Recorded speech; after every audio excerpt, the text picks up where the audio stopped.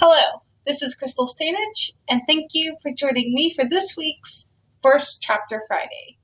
This Friday, we begin our Irish theme with Carleen O'Connor's Murder in an Irish Village. Hope you enjoy.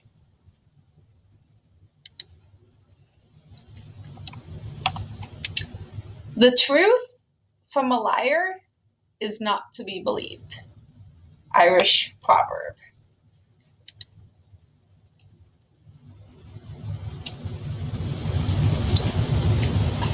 Chapter 1.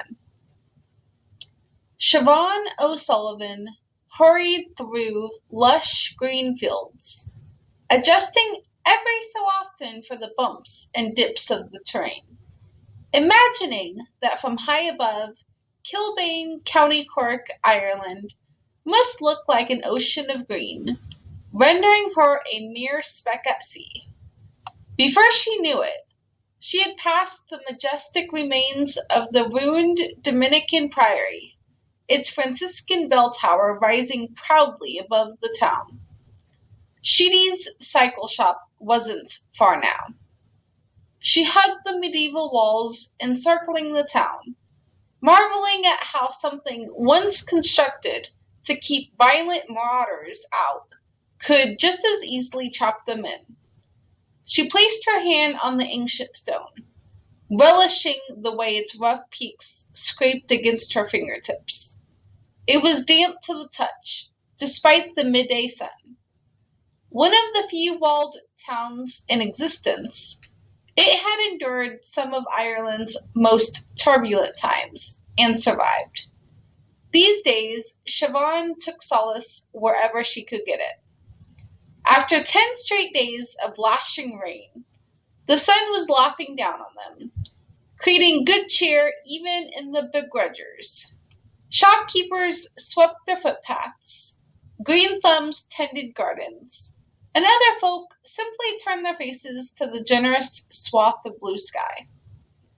Children squealed and kicked balls and raced their bicycles through swollen puddles. Shoppers bustled along Sarsfield Street, calling into the market, and the gift shop, and the chipper, and the hardware store.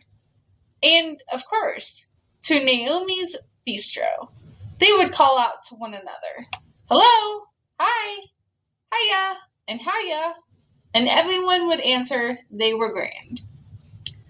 Siobhan had less than an hour before the lunch service at the bistro would begin. Given that children were tasting their first week of summer freedom, and it was a Friday to boot, they were going to be jammers.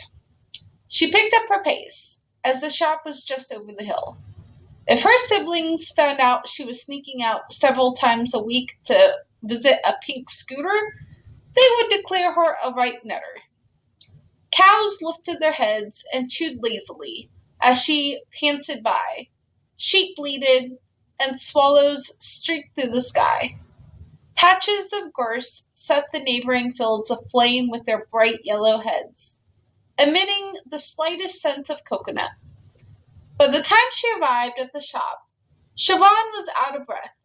She'd better stop eating so much brown bread at the bistro, or she would have to buy a colored tracksuit and join the race-walking ladies in the morning. Surely their wagging tongues burned more calories than their aerobics. Siobhan laughed to herself and pushed the door to the shop open, hoping the jangle of the bell would disguise her labored breathing.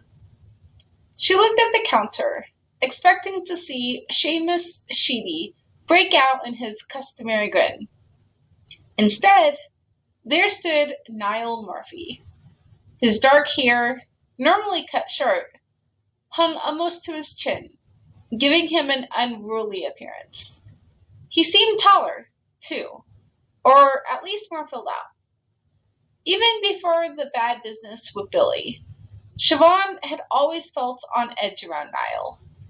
Maybe it was his eyes, technically brown, but so intense, his pupils so enormous, that she always thought of them as black.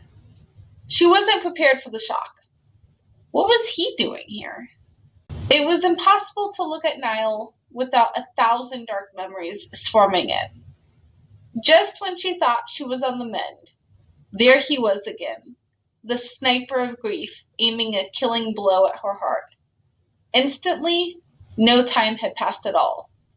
No time since that cruel morning almost 1 year ago, when Niall's brother Billy got into his sporty red car, absolutely blotto.